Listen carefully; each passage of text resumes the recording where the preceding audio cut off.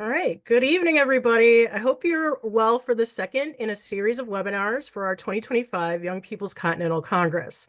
So again, my name is Jamie Hollifield. I'm the program manager for National History Day. The Young People's Continental Congress is a wonderful partnership between Carpenters Hall and National History Day and includes a whole collaboration of organizations and funders who have really reached out to provide you guys with resources and help educate both our teachers in this program and our students. So before we transition to Dr. Brown to talk about law, justice, in the Continental Congress, we'll just start with a couple of housekeeping items. So first thing again is that there is a Q&A box. So if you have any questions about the reading or the lecture, we will take a whole bunch of questions at the end of the webinar. So if something pops up in your head, please write it down so that you don't forget. So we'll have some time at the end where you can come back to those questions and ask them in the Q&A box. As another reminder, we do have the chat disabled on this account. We will take attendance using the survey at the end of this webinar, so please make sure you access the survey at the end when we give you the Q&R code or the link to that survey. Right now, Google Classroom is probably telling you that your webinar is late, but I promise you it is not late. It is totally okay. As long as you complete the survey at the end of the webinar, when we provide you with the QR code or link to the survey, we can give you credit to everyone who completes the survey. This is how we take attendance for our webinars. So the next thing to know is that we do have live captioning enabled. So it will caption our speakers throughout the night. And our closed captioning is AI generated, but it's not perfect, but it's good. So if it helps you to understand the webinar, that's great. If you think that it bothers you or gets in the way, then you can go ahead and hit that live CC button and it'll turn off. And if you change your mind, you can always turn it back on by hitting that live CC button the same way. Teachers, if you really want access to a particular slide or a quote that Dr. Brown presents, the slides in the video for tonight's webinar will be posted on Google Classroom tomorrow. Our Module 2 discussion board is just wrapping up, and at this point, everyone should have completed your initial post and your replies to two of your peers in the discussion board. If you forgot, please wait until after the webinar. Please don't try to post and listen to the webinar at the same time. As a reminder, team assignments on your multiple perspectives of the Boston Massacre is due by this Thursday to Google Classroom. So make sure that either the student or the teacher can post. We just need one of you guys to submit, and then we'll go ahead and take a look at it and make sure that the webinar goes to both the student and the teacher. And last but not least, our Module 3 launches this Friday. So we're going to follow the same exact cycle that we have been following every time we wrap up a module. And you turn in your assignment, and then we'll launch the next day to go into the next 4-week cycle with Module 3. So at this point, I'm going to stop sharing my screen, and I'm going to hand it off to Dr. Brown to introduce our webinar for tonight. Okay, hi everybody. It's so good to, well, I can't see you, but I'm imagining that you are there. Let me quickly share my screen here to get our PowerPoint up and running and make it bigger so you all can see it. So my name is Dr. Kate Brown. I'm a professor of history and legal studies at Western Kentucky University. And let me just tell you all that we are about to get walloped with snow, and it's going to start while I'm speaking. So if anything happens and my Wi-Fi cuts out or anything like that, just hang tight. I'll be right back as soon as possible. These tech things with the storm here in Kentucky are kind of crazy. The other thing I want to say before I get going on my presentation is that I love this feature where you can put questions in the chat. So please, please, please, throughout the hour, if I say anything that you want me to clarify, or if you want any sort of repetition or elaboration, anything at all, please, please put your questions in the chat. And when I pause and when our wonderful moderators here get a chance to alert me to the questions, I would so love to answer them for you. Just a little preview here. I'm a legal historian, and we are doing legal history here tonight. And so law definitely has its own language. It's not always I think the easiest thing to get down into those details of legal cases and things like that. So I will do my best to explain in as much detail as necessary, but you have to do your part and ask me if you have questions, just so that everybody leaves, knowing the story of the Boston Massacre, the trial and the court of public opinion as we are interested in tonight. So what are we going to do this evening? Well, I'd like to examine the so-called Boston Massacre through 3 different lenses. The first of these lenses is going to be the courts of public opinion. And then after we do that, we'll get into the real legal history that I've prepared for our lesson today, which is to think about how the court of public opinion intersects judicial courts in the actual trial itself of the Boston Massacre. But before we get to that payoff, we're going to spend some time talking about juries and the legal history, colonial history of juries and the power that they wield. Now, if we have time at the end, then finally we'll look at the third court, which is the Court of the British Empire, is what I'm calling it. And here I'd like to consider whether or not the Boston Massacre really had any impact on what you and I know as the coming of the American Revolution. Historians call this period from the 1760s and the 1770s the imperial crisis. And we know that that crisis that has all sorts of Stamp Act, Declaratory Act, Townshend duties, Boston Massacre, Boston Tea Party, you name it, we know what that chronology is, but we know that it ends in civil war. They don't. So historians are always trying to figure out, what is going to be a turning point? What is a tipping point in this chain of events that we know leads to the revolution? And so at the very end of our discussion today, I'll ask, or I'll tell you what I think, based on other historians, whether or not the Boston Massacre really made a difference in that big court of public opinion that led to the revolution. So, first of all, what is the Boston Massacre? I know you all know this question. I know you all know the answer to this question because you did all the reading.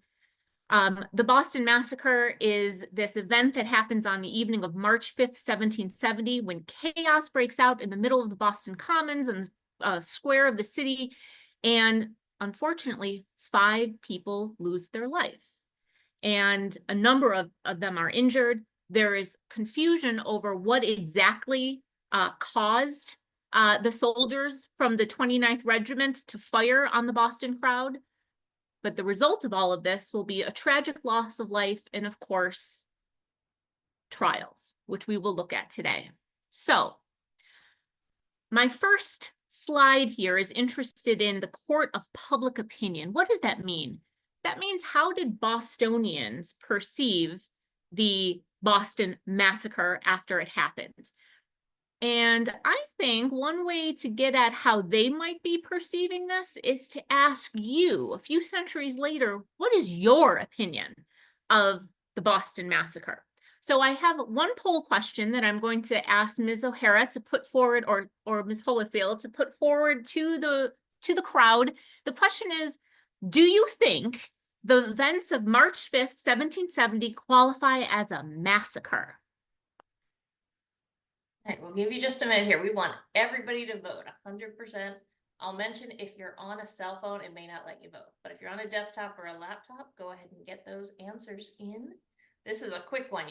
This is a good one too, because you can't be on the fence. You've got to make a choice.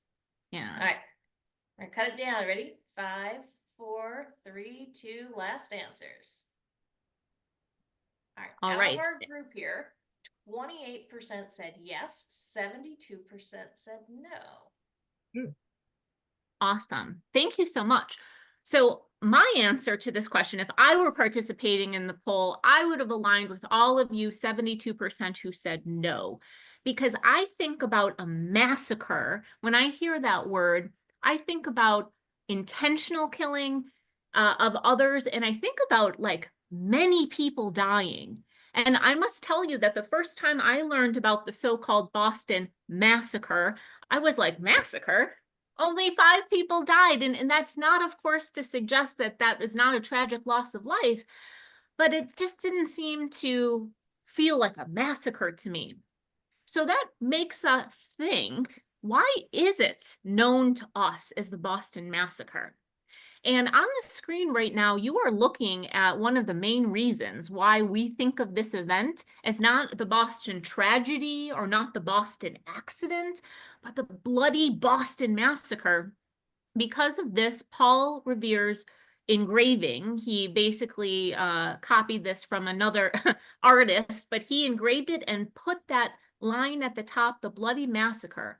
In other words, he is trying to, in modern day parlance, spin the event so that when people think of the events of March 5th, they don't think about an accident, they don't think about commotion or confusion, they think about bloodthirsty British soldiers cruelly firing on a crowd of Boston citizens or subjects of the king, and therefore completing this Boston Massacre. So right after the events of this night happened, immediately the Sons of Liberty, who want to use this event to their advantage, begin what we would call spin, right? They begin to take this event and use it as propaganda to say, look at those British, they're so tyrannical. The actual reality, though, as documented by Serena Zabin's book, The Boston Massacre, A Family History, is that probably Bostonians were not fully persuaded by this kind of propaganda.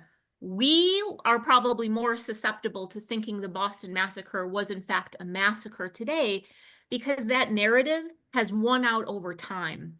But the actual public opinion, in that court of public opinion, as I'm calling it, right after the event and through the trial is one that was much more sort of cautious and mixed because everybody in Boston knew about the event and everybody in Boston knew about the conflicting testimony about what exactly happened. There was much more of an awareness of how it wasn't quite clear what happened on that night. Still, however, the label Boston Massacre sticks with us, which suggests that the Sons of Liberty, they did their work. And I suppose that they're helped by the fact that the end of the story has the American Revolution at the end of it. So we no longer have to make the British soldiers any sort of heroes in our tale. So let's go to the next question, which is another poll. Were the events of March 5th a turning point? This is a question for you to try to decide, how much do you think the Boston Massacre mattered in the grand scheme of things? We know the Stamp Act mattered, we know the Coercive Acts matter, but where does the Boston Massacre fit into that lead up to the American Revolution? Is it a turning point? So go ahead and put your answers in. The first part is a yes or a no. We want you to pick one. And then we said, if you said yes, what changed? What was the turning point? And if you said no, why not? We're not letting you off the hook if you said no. That wouldn't be any fun now from an educational point of view now, would it be? We're going to give you a minute or two on this one because I know you've got a lot of ideas. Just put your idea down. Don't worry about making it fancy. There's a character limit on purpose. All right, got a couple in. About a third of you have answered.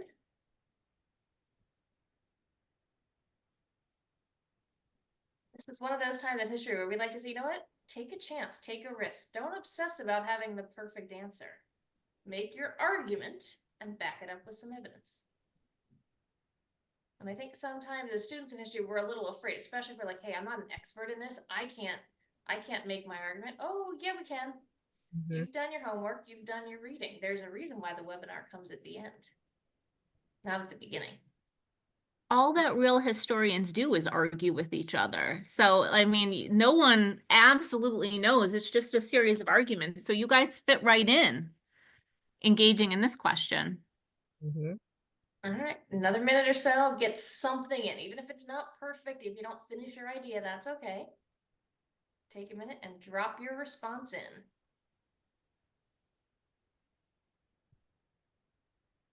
Ready? 10, 9, 8, 7, 6, 5, 4, 3, 2, 1. All right, so let's see how we did. It looks like 67% said yes, 33% said no. And if we look at some of our answers, I'm going to see if it's going to let me see some of these reasons. Okay, so I'm just going to do a couple select answers here. I'm going to say it was widely publicized and used as propaganda to sway a point of view. It did not immediately lead to the American Revolution. I don't see it as a turning point. It gets much more challenging later after the Boston Tea Party. No, because of Adams' defense, defendants had a right to representation in court. But on the other hand, people now see the British as butchers. Let's see here. I'll make one more reason for yes. It was a turning point because of the personal status of the case. Before that, even though the British had slighted the colonists, they had done so impersonally through government actions. Here, Bostonians were actually hurt. All right, that's not every answer, but that's a good number to get us going. All right, thank you so much, everyone, for participating in that.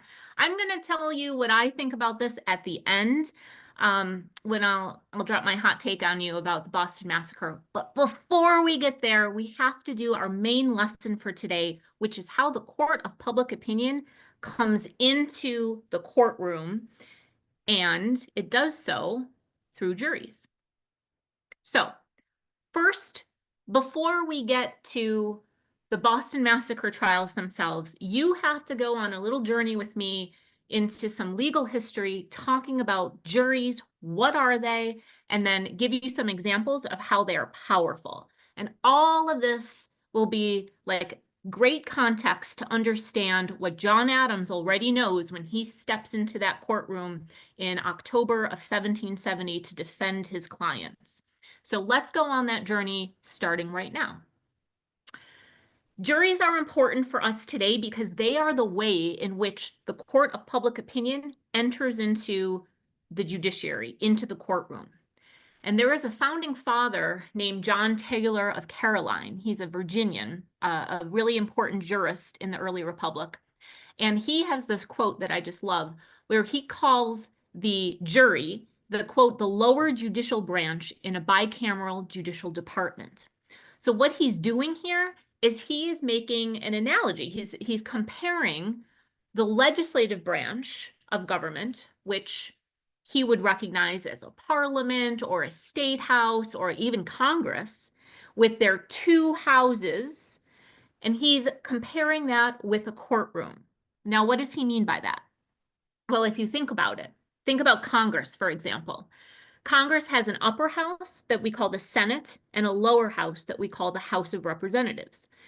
The Senate, at least originally conceived by the framers, is a body where men in the 18th century will be elected because they are propertied, because they are wiser, because they are more interested in disinterested civic virtue. And that's why they sit mirroring the House of Lords in Parliament in the Senate. And then by design, the lower house will have representatives who more closely reflect the voice of the people. And that voice might not be educated, it might not be propertied, it might just be the common folk, but they have a voice and it's in the lower house. So if that's how the bicameral legislature works, what John Taylor of Caroline is comparing here is the upper house to a judge who in the courtroom is in the 18th century, he would be the propertied individual. He would be the guy who has a legal education for the most part. He would be the one who has to make the tough calls about law. Whereas the jury, selected from the community, much more so than the judge, would speak for the pulse of what's happening in that community and what the sort of common sentiment is. Judges in the colonial day are, for the most part, selected by the king, and then juries, they're selected from voter rolls and selected from just the role of citizens who have who own some sorts of property. So you have therefore you have an upper house and the voice of the people in the lower house, so to speak, in your courtroom. Now, there are different kinds of juries, and we're actually going to meet 2 of the 3 kinds of juries today when I walk through my cases here. The first kind of jury is the criminal jury. It's also called the petty jury. And this is the kind of jury that we're going to see featured in the Boston Massacre trials, because criminal juries sit in judgment of a defendant, and criminal juries decide, is the defendant guilty, yes or no? So if you ever watch Law and Order, which has always been one of my favorite TV shows, and it's back on again, you'll see at the end of the show, it's always the foreperson of a jury saying guilty, not guilty. That's the famous role of the criminal jury. And in fact, the idea that your peers sit in judgment on you and not the judge and not some other representative of government is one of those English innovations that dates back centuries before the Boston Massacre, but it's considered one of the bulwarks of English freedom. And Americans consider it to be our right and freedom too, to be judged by our peers. Side note, the 5th, the 6th, and the 7th Amendments of the Bill of Rights all have provisions guaranteeing you access to these 3 kinds of juries. So that just goes to show you in another way, something that's later than the Boston Massacre, but is still with us today in our Constitution, that we are guaranteed. It's one of our liberties and freedoms of being American that we have juries. They sit, our peers sit in judgment of us, not government officials. So the criminal jury, therefore, pulse of the community, that's where the court of public opinion comes in. But criminal juries, they do take this very seriously, right? They realize that they are sitting here in judgment of a fellow community member and knowing that depending on how they decide guilty, not guilty, that person's fate is in their hands. Now, before a criminal case gets to the criminal jury, there's another type of jury called a grand jury that typically meets. The purpose of a grand jury, which is grand because it's bigger, a criminal jury has 12 people, a grand jury has something around like 23 or so. But the idea behind a grand jury is that before a case can actually go to trial and go in before a criminal jury, there has to be a sort of low, but still a bar for prosecutors to cross to make sure they have enough evidence to actually bring these charges against a defendant. So prosecutors go to grand juries to make sure that they can then proceed to trial. And this is just one of those ways in which the community is sort of giving a little check to make sure that this prosecution is in order because there seems to be enough evidence to continue on. That doesn't mean that the grand jury is deciding guilt or innocence. In fact, the defendant is usually not anywhere near the grand jury. The grand jury decides only hearing on the prosecutor's evidence whether or not the case will go forward. But it's just a way that the people in the community can like double check that everything seems to be, there seems to be enough evidence to like actually adjudicate this formally in a court of law. And that's when the case moves to a criminal jury. Now, there's one more kind of jury, and I'm going to mention this to you not only so that you know about it, but because we will actually see an example of this later on when I talk about one of John Adams' earlier cases. And it's called a civil jury. And civil juries do not take place in a criminal proceeding. So you don't, when you show up to court in a civil trial, it's not because you broke any laws. It's because you have a dispute with somebody else and you need a court to help you resolve that dispute. Now, that dispute could be any number of things. It could be, I had a contract with Dr. Gillis and then he didn't fulfill his end of the bargain. And so I'm trying to get him to do so. I take him to court. Or maybe I slipped and fell outside of a grocery store and I'm taking them to court to say, hey, you were negligent because you didn't ice your sidewalk and you should have. That's a tort. The first thing was a contract dispute. You can bring property disputes, all of these kinds of disputes that happen between two people. That's a civil dispute, and it goes in not in a criminal courtroom, but in a civil courtroom, but still in front of a jury, because juries are the way in which we decide who's responsible for what. In the criminal context, that means guilty, not guilty. In the civil context, it means, are you liable for paying damages or doing something to make the other person whole? So juries, therefore, super important in all aspects of the legal system. Now, I am about to go back in time to 1735 and tell you about the most famous jury in all of colonial history, American colonial history. But before I do that, I'll pause and ask, does anybody have any questions so far about my legal history on juries? All right, there's none in there right now, but let's give it a second, because if you have any questions on this, we know that legal history usually isn't most of our areas of expertise, but it definitely Right, is I Dr. know. Brown's area of expertise. I know, right? Legal history, I bring it to everything. Here we go. Here's a question. Can you tell us where the word jury comes from? Oh, what a good question. I cannot. I do not know the answer to that. I have a book on my shelf in my office at school that might have an answer.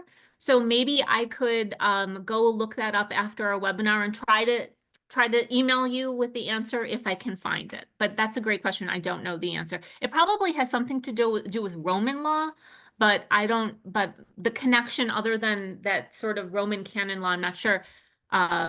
What it is. Dr. Gillis, do you know? I see you turning on your camera. It's derived from the Latin word for oath. It's sort of to Oh, swear.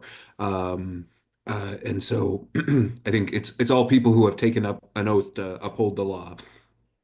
well, thank you for that. See, now I learned something today too. That's why they Well, keep me around. I appreciate you. Thank you, Dr. Gillis.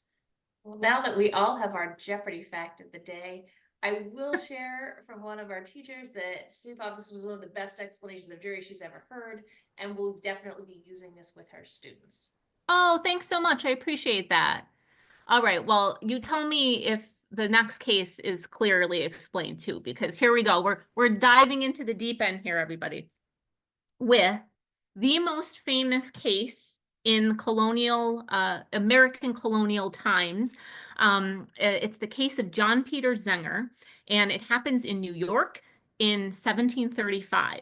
Now, I'm bringing this case up because everybody in Boston in 1770, every single one of them knows about this case, okay?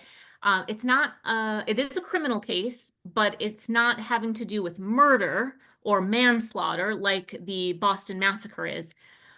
However, the reason I'm sharing this with you is because the John Peter Zenger case ends up really demonstrating how juries have power, how to be that lower branch of the court, that lower judicial branch is actually really powerful.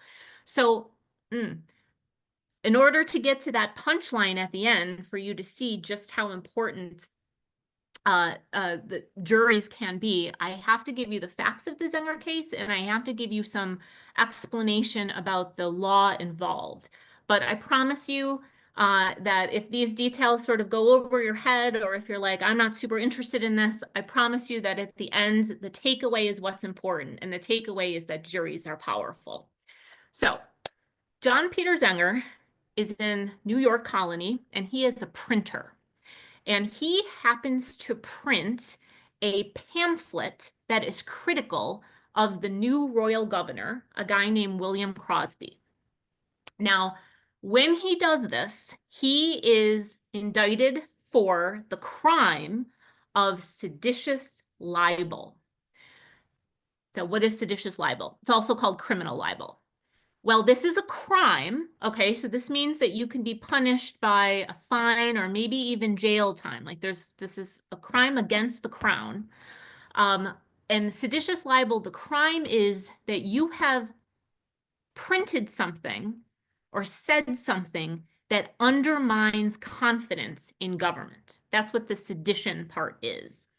So when John Peter Zenger puts forward this pamphlet, and I read it, it's not over the top. It's nothing like what you would read on like Twitter today. It's very respectful, it's very measured in tone, but it is critical of Governor Crosby. Zenger accuses him of creating a court that does not have a jury attached to it, which violates the rights of Englishmen. And by that, he means New Yorkers who are English subjects at the time. And you know what, everybody?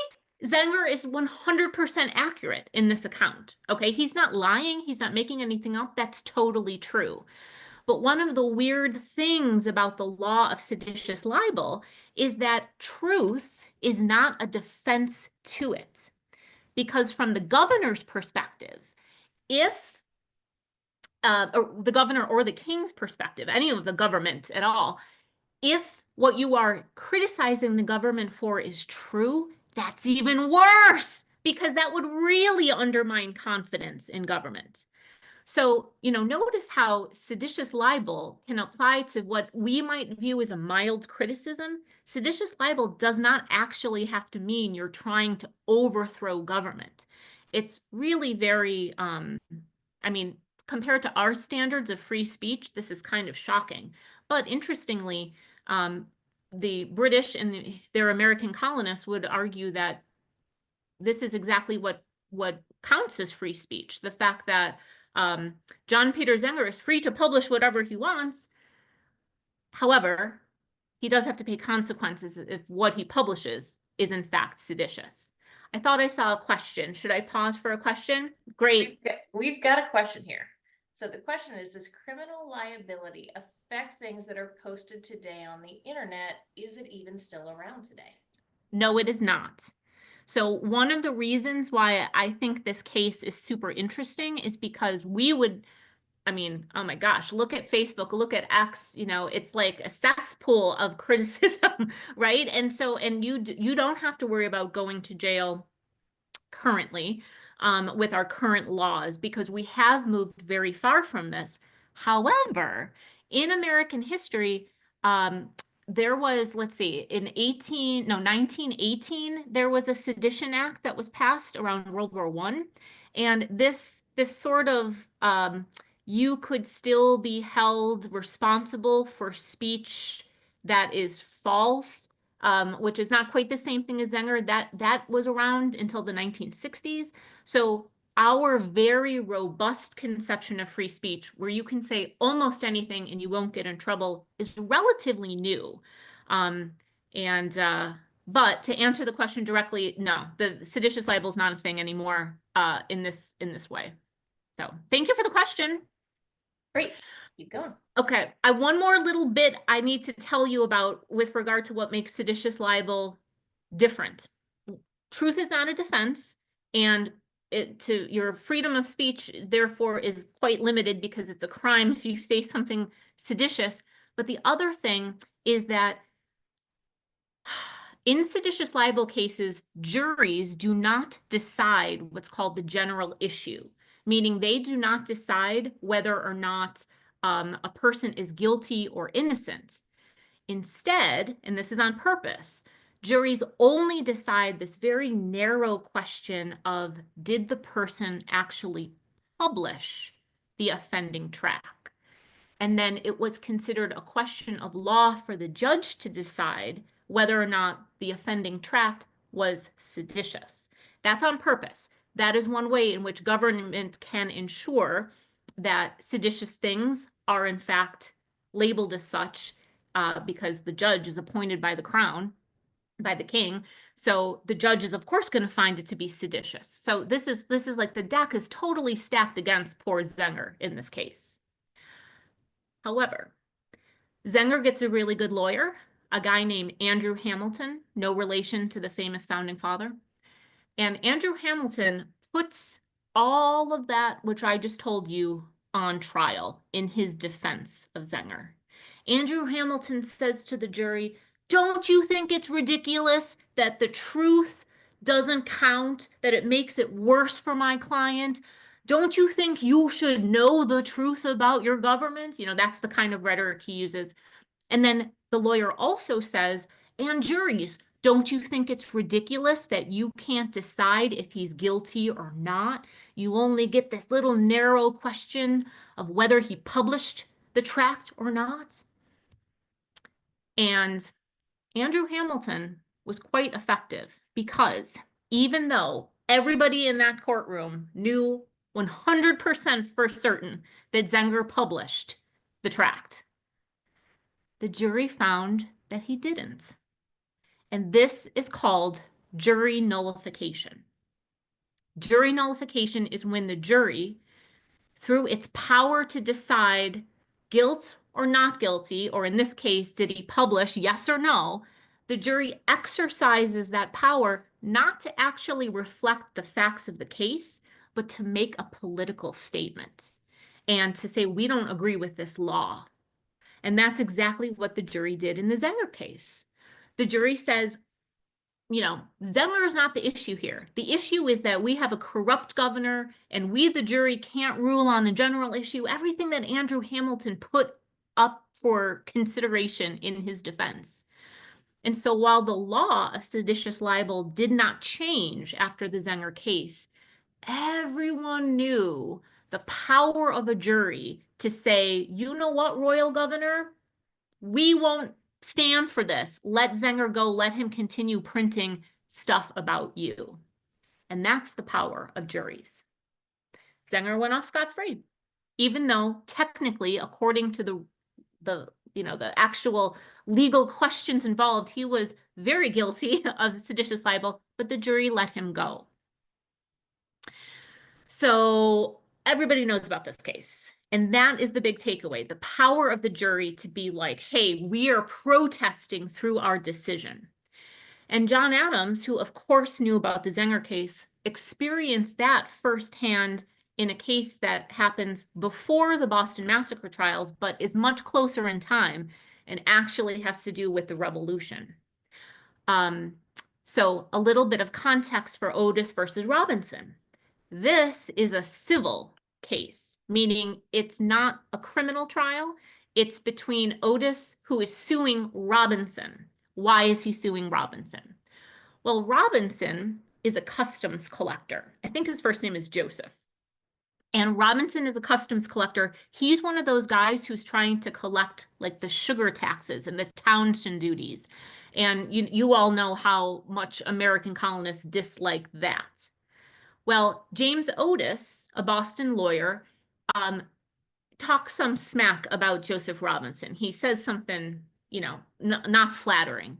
And in a tavern one night, Otis is saying unflattering things. Robinson hears it and doesn't like it, and a fight breaks out. And through the fight, Otis gets bumped on the head, and that's where this case comes from. Otis sues Robinson for that assault or that battery. Well, where does the jury fit into this? Otis is not really hurt that badly, okay? He's not. But Otis is the patriot in this situation, and Robinson is the representative of the British Crown and a collector of very unpopular taxes. So the jury in this civil suit returns a 2,000 pound damages award to Otis, which is extraordinary. That is like a huge verdict for a guy who got bumped on the head. The political message being sent here is, we don't like what you're doing, Joseph Robinson, and we're going to make you pay in the way that we can, which is you have to pay the guy that you bumped on the head. Now, just to underscore what a political message this whole thing was, in the end, Otis didn't take the 2,000 pound sterling. He just accepted court costs and an apology from Robinson. So that also just sort of goes to show you that that jury verdict was trying to send a message of protest from the community. We don't like those duties, and we don't like you, Robinson. And we can express that in the way we are empowered to do so, which is through a jury. Now, John Adams is the lawyer for Otis in this case. So John Adams wins this case and he's all excited for his client, but what an easy one to win in colonial Massachusetts in the 1760s into the 1770s. John Adams has his work cut out for him, however, when he's on the other side of the aisle, so to speak, defending British soldiers, not the patriots. And that is the situation he finds himself in the two cases involved in the Boston Massacre. So, John Adams takes on the responsibility of being a defense attorney for both the captain of the 29th Regiment, his name is Thomas Preston, as well as for the 8 soldiers who are indicted for murder. And Adams, when he makes this decision, he does what I think most lawyers would do, which is to say, it's not about the guilt of my client. It's the fact that our system requires that there are adversaries. And so John Adams is willing to be that adversary and represent his clients in the face of what probably seemed to be like kind of a sure slam dunk prosecution, because remember, this is the Boston Massacre after all. Well, John Adams knows his work is cut out for him, and his work is cut out for him even more when the prosecution and the judges sitting in the Massachusetts Supreme Court decide to sever the cases so that Preston gets his own case and then the rest of the soldiers get theirs. The reason why this is a complication for John Adams is because what happens in the first trial might affect the guilt or innocence that is perceived of the second defendants. So in other words, if Preston is found not guilty, then that might make the soldiers seem more guilty because somebody, after all, is responsible for killing 5 Bostonians. Whoops, jumped the gun there. I thought I had another bullet point. All right, so John Adams then has to come up with a defense strategy, just like Andrew Hamilton did in Zenger. The first defense strategy, and both of the strategies are going to revolve around how to appeal to juries, because in the courtroom, they have all the power. So the first strategy is to pick the most favorable jury possible. And for Rex, which is the king versus Preston, the captain who's put on trial first, Adams really lucks out because somehow he is able to pick a jury that is not only super sympathetic to Preston, but actually knows him, actually knows he's a good guy. So that's John Adams really lucking out. The second part of his strategy is also appealing to the jury, and that is to cast an idea of doubt. There was chaos that night. We're not exactly sure what happened, so how can you actually know for sure that my client is guilty? That's the strategy. And how Adams does this in particular with Preston is by mentioning that Preston and others would attest that he did not yell fire to his soldiers to command them to shoot into the crowd. And what explains then the fact that some people heard the word fire? Well, here John Adams points to the chaos of that night and points to the fact that there was actually a fire happening somewhere in Boston. The church bells were ringing that night, adding to the chaotic sounds of the evening. And as the church bells are ringing and there's actually a fire, someone shouts fire, and the soldiers hear that, so they fire, but that's not the captain saying it. So this is enough doubt where, good for John Adams, he gets his client acquitted. Great. On to round 2. Now his work is really cut out for him, though, because somebody killed those 5 people. And if it wasn't Preston who's responsible, it seems like it's probably those 8 other soldiers. So again, Adams wants to try to make the jury that has all of the power the most favorable he can. But for the soldiers' trial, Rex versus Weems, John Adams does not get so lucky. The jury that's selected is not a jury that's necessarily hating on his clients, but they're not nearly as friendly. They're just a normal cross-section of Boston and the surrounding area. So, you have sort of like a mixed bag of a jury. John Adams can't count on the jury to be quite so sympathetic. So that means the second part of his strategy, his defense, his appeal to the jury, is what's going to really make the difference. And Adams goes with the defense of self-defense. But there's a catch. Because Adams knows that if he says my clients were defending themselves against you Bostonians, what he's really setting up here is a sort of us versus them mentality. The soldiers were afraid of you people, like you jury members. And Adams knows that like that is tricky and it might not fly and it might actually aggravate the juries and thinking that the soldiers are not part of their community.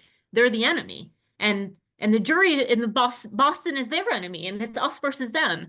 So to avoid that us versus them mentality, John Adams still says, well, the soldiers felt threatened and they were defending themselves.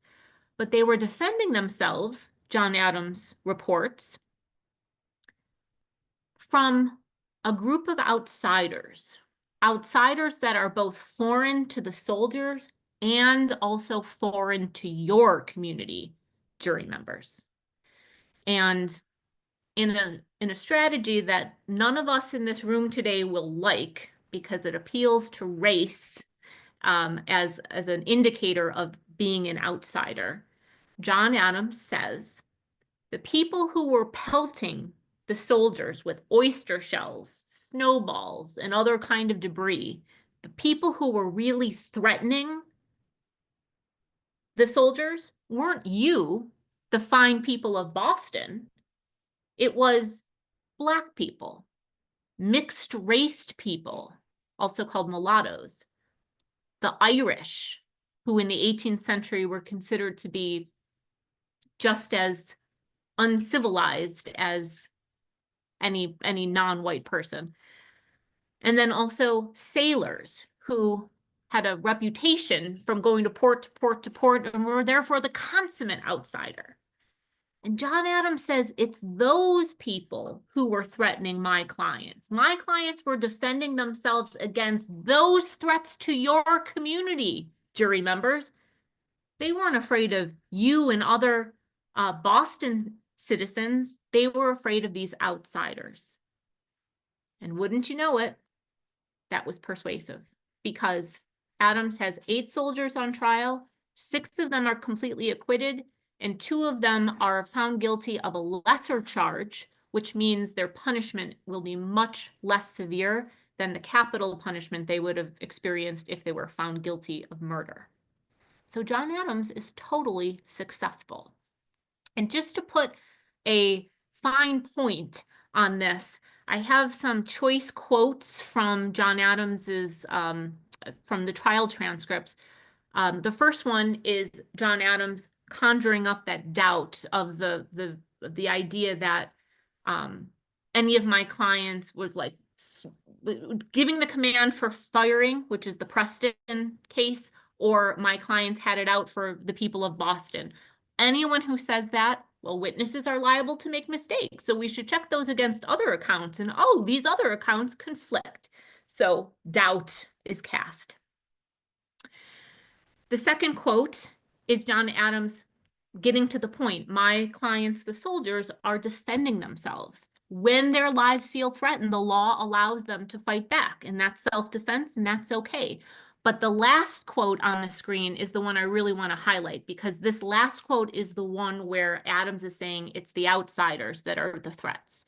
He says, the plain English is, gentlemen, they, those outsiders, were most probably, a motley rabble of saucy boys, Negroes and mulattoes, Irish teagues, and outlandish jack tars, which is the word for sailors. It's like the expression for sailors.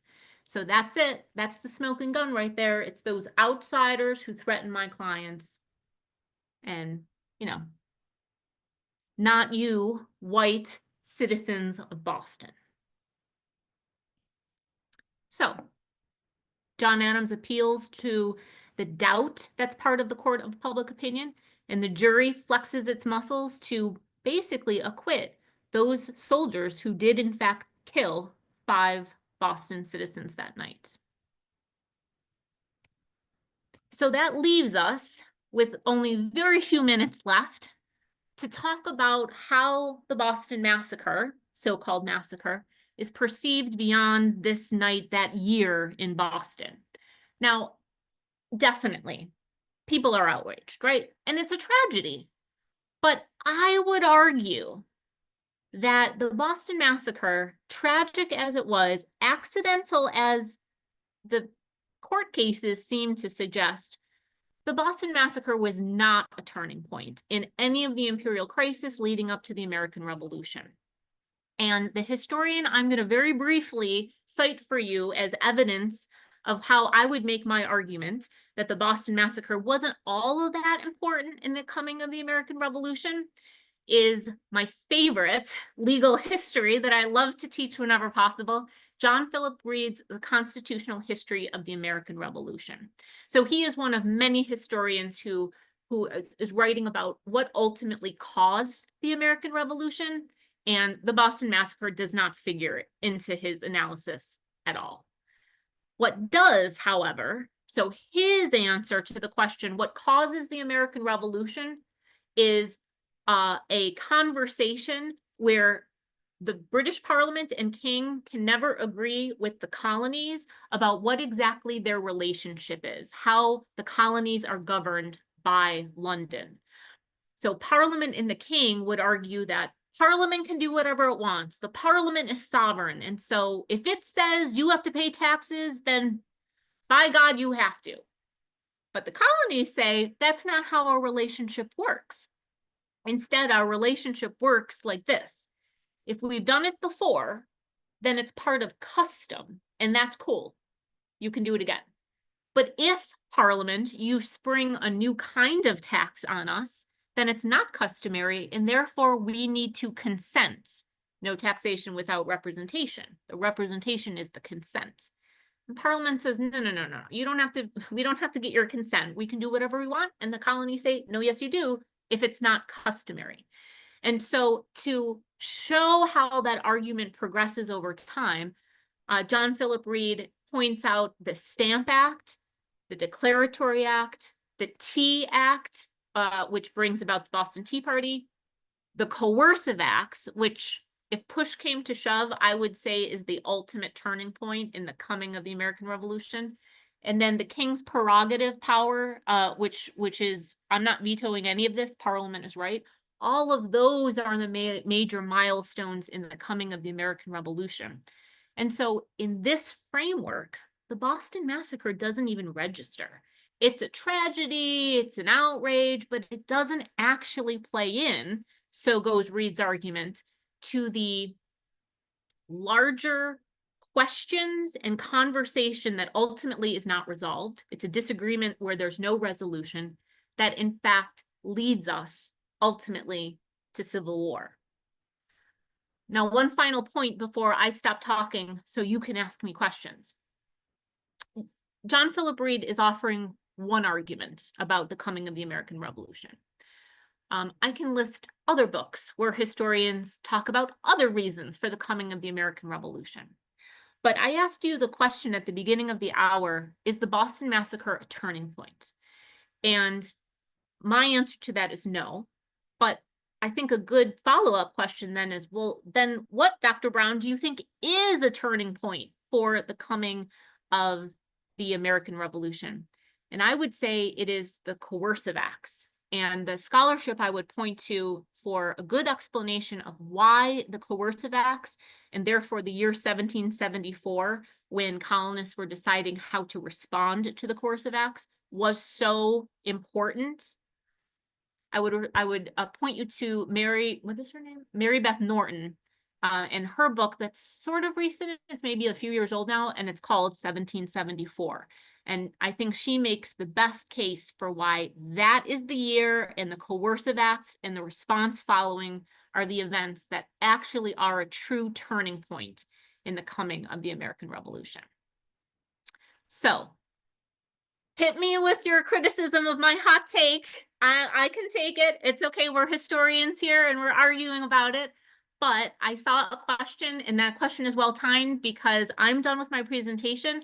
I'm giving a shout out here on my final slide to John Adams, a great lawyer, and to my favorite of all of the early Republican and colonial lawyers, Alexander Hamilton, who is always my favorite, and therefore I want to shout him out.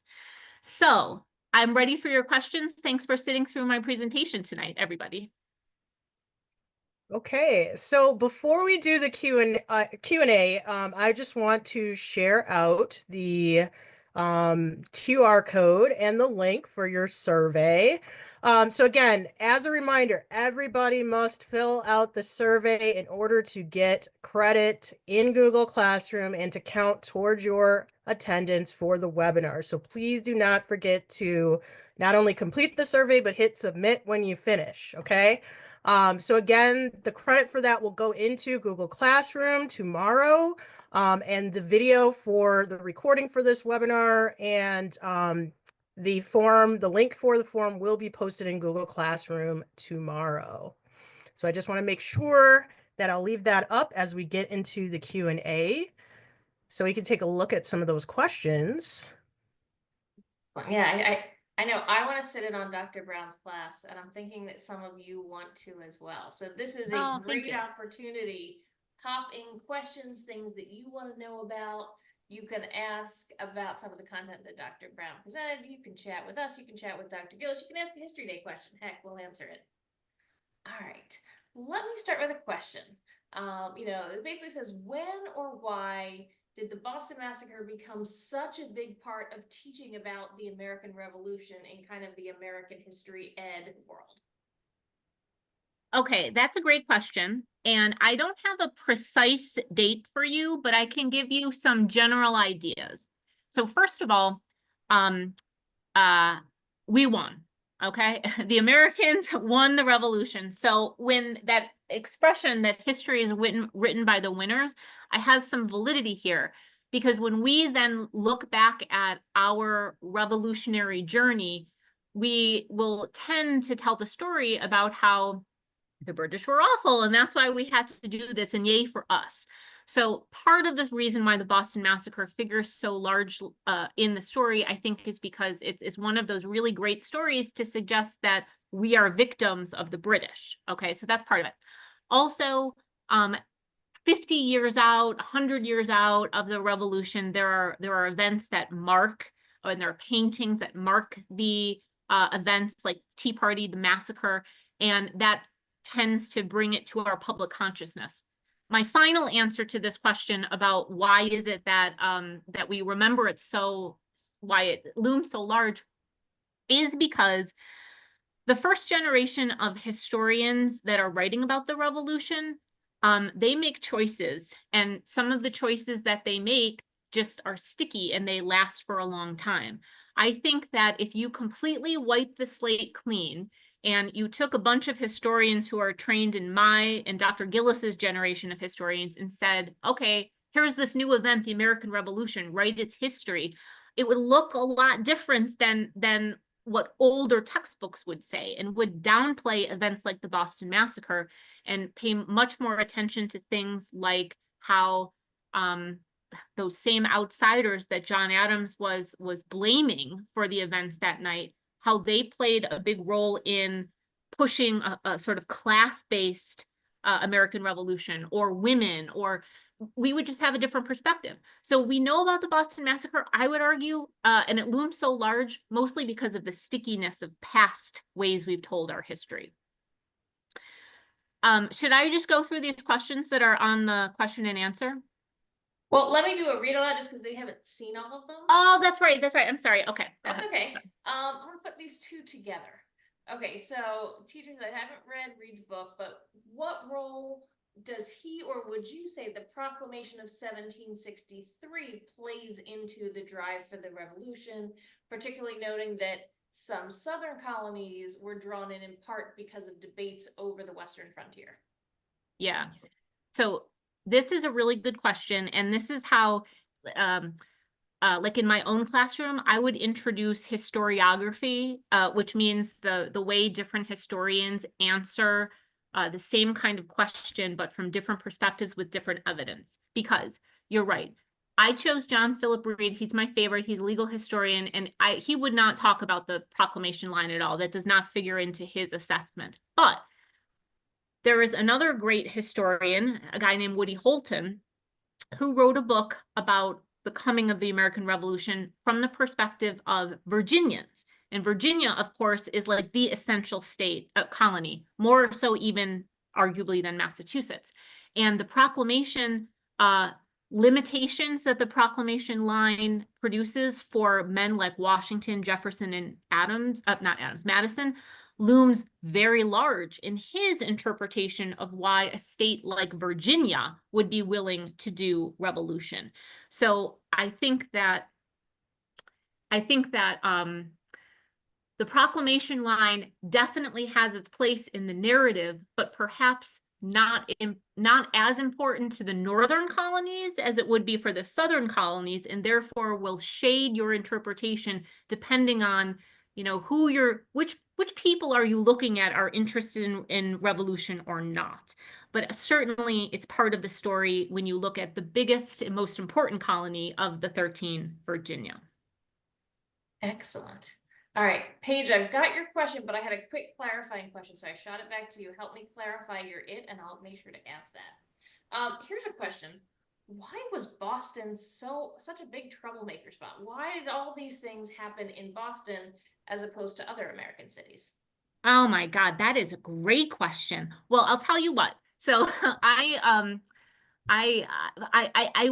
can't cite any historian in particular to say like why the Sons of Liberty and Boston are these hotspots. Although Boston is a place where, for example, soldiers are sitting there and they're being quartered, and other cities, but for New York, don't have to deal with that. So Boston is experiencing some extra pressure.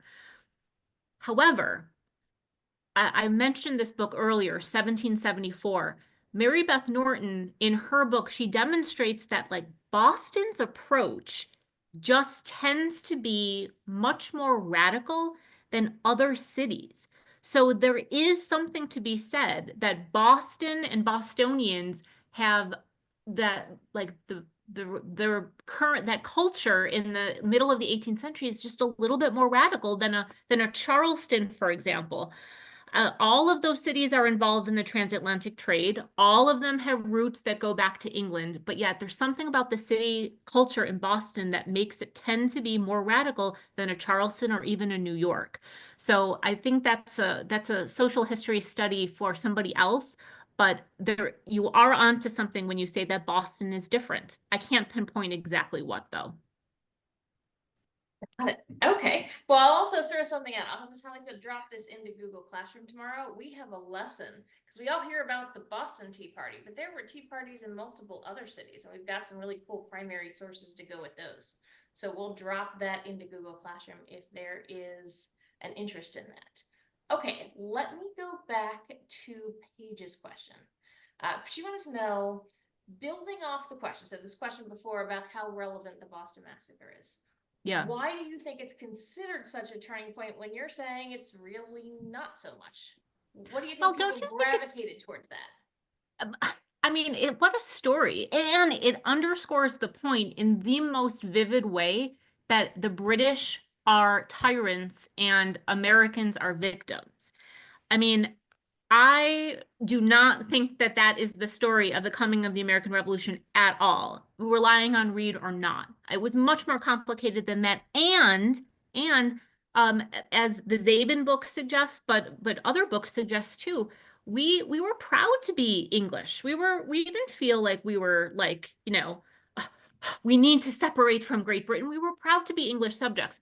So I think that the Boston Massacre, like retroactively from the perspective of winning the revolution, I think it serves a purpose. It's like a teachable moment to suggest that like we had good reason to want to separate. When I think the real story is actually not so much. Like it was a much harder decision than the Boston Massacre suggests, but it's a really easy blip on the event timeline to describe and to justify why ultimately we revolted. So, I mean, that's why I think, personally, why I think the Boston Massacre looms so large. Yeah, I think something about the fact that John Adams, it helped launch John Adams' career, and the fact that he went on to become so important to the story of the American Revolution and became president. And he liked to talk about how important he was. Uh, Definitely helped sort of enshrine this moment. It's important to the story of the revolution in part because it's this important to the story of Adams.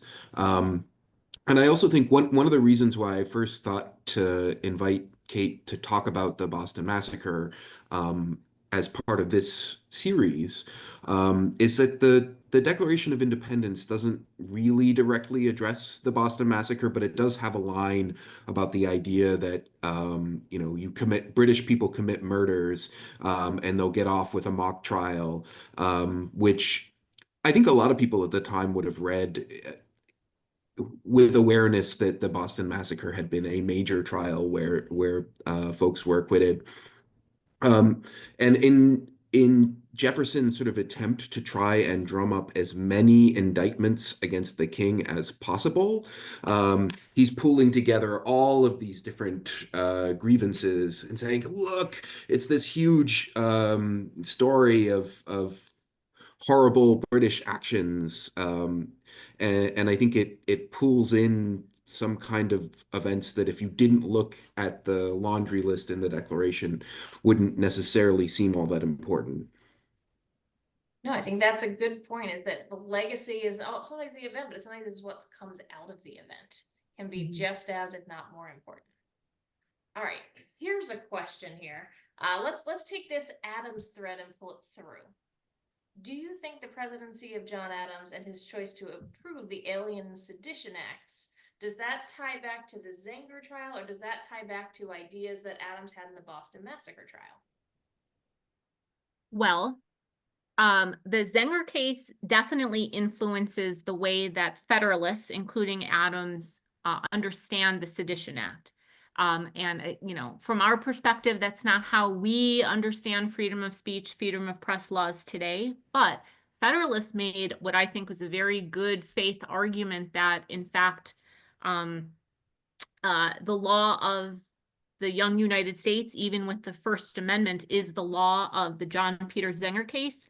And in fact, the Sedition Act itself takes Andrew Hamilton's complaints that truth isn't a defense and the jury decides the general issue and actually makes that part of the Sedition Act. So it's like Zenger's principles, but with the innovations of Zenger's case built into the law.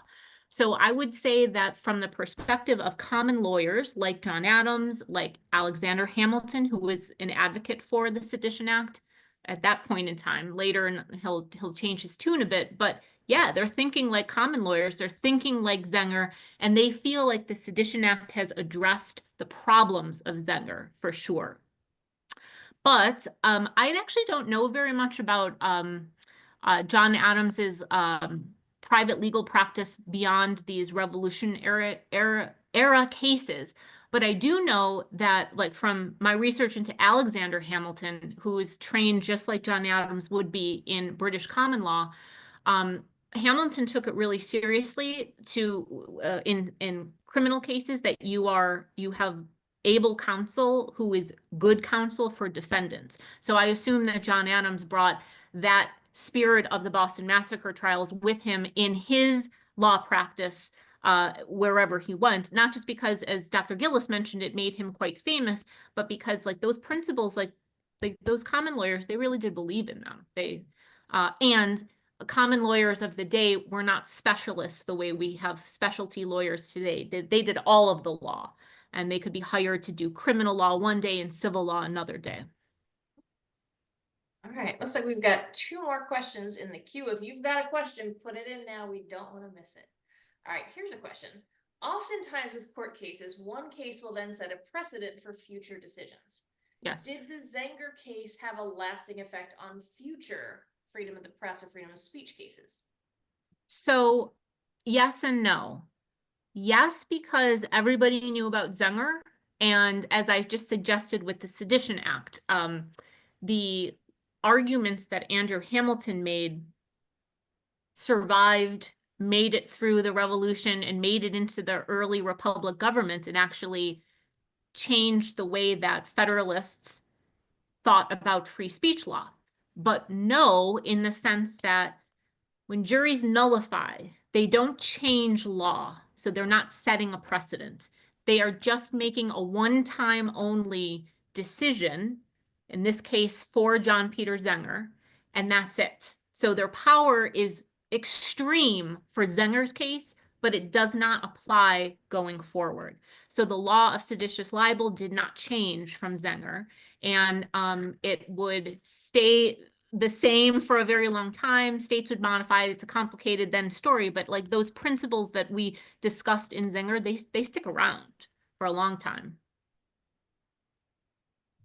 Last question I've got in the queue. The lovely practice of tarring and feathering. Was that only a Massachusetts thing, or did that happen in other cities or colonies? To my knowledge, it happened in other places as well. But I don't know how often it happened. That's a very gruesome thing, and it's very sensational. So, I mean, I remember reading about it in like this book in 5th grade, where like the colonial woman's father is tarred and feathered and she dies, right? And that made this impression on me. But I feel like more often mob protests are like burning people in effigy, which is not tarring and feathering. So even though it is something that's common, not just to Massachusetts, I am not really sure it's all that widespread. Great, great. Looks like we're coming to the end and we're wrapping on our Q&A. So Ms. Hollyfield, I'll toss it back to you. All right. So again, another reminder, if you have not filled out the feedback survey, please do so. That is the way that we track credit for you coming to the webinar and your attendance. So even if you're in the live webinar, you have to fill out that survey. So please do not forget to complete that survey. All right. So go ahead. we can stop recording, right?